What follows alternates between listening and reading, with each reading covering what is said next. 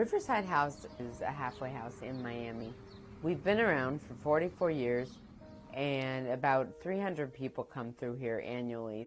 Right now we have 83 people here. We have 63 in-house and 20 who are on home confinement. For the people who come through here, our first goal is to get them a job. That is the main thing that prevents recidivism. After that, then we find housing and help them find it if they don't have it. We have housing referrals. And also with substance abuse counseling, it's also key is in order to keep the job, you must be substance abuse free. We also help with family reunification because it's very important that after being incarcerated, you reunify your family. The importance of education for the people that come through here, it's paramount importance. In order to prevent recidivism from occurring, advancing in your career is very key. And when you have the skills that employers are looking for, your employability level goes up dramatically.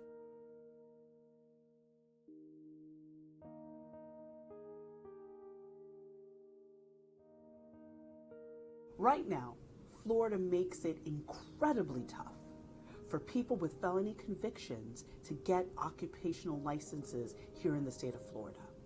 And this is after they've completed their sentence, after they've been released, and are ready to move forward with their lives.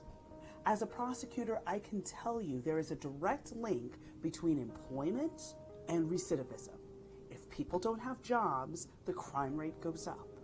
We need all the people who are able to work to be out there working, paying taxes, being productive citizens, as opposed to the Florida public, to the Florida taxpayers, spending all of this money to lock people up, to keep them warehoused, where it doesn't keep our community safe, and it also does not contribute to our economy. This prohibition on giving occupational licenses to people who are trained just because they have a criminal conviction is destructive to our society as a whole.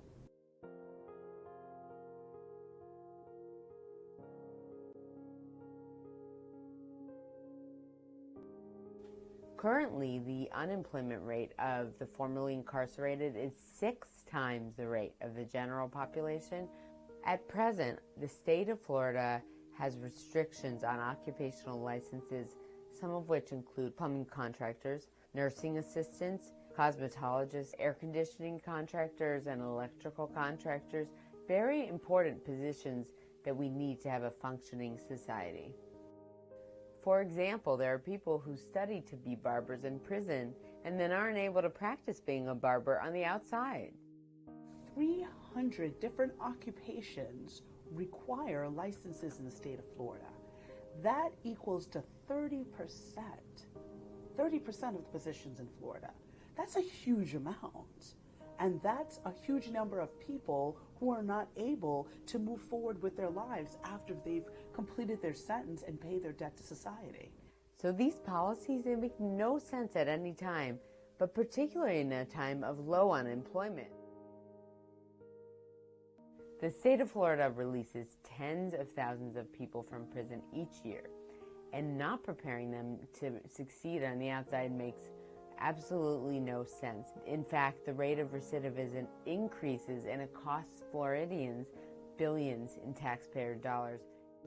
It's a great first step that the Florida legislature is now going to take up this issue. But we also need the support of the public to let their voices be heard and let the lawmakers know that this is something that all Floridians want and that it's beneficial for our state, for our economy, and for the people who are returning back to our society. So let's support better reentry programs, let's support broader access to occupational licenses, and let's have smarter justice here in Florida.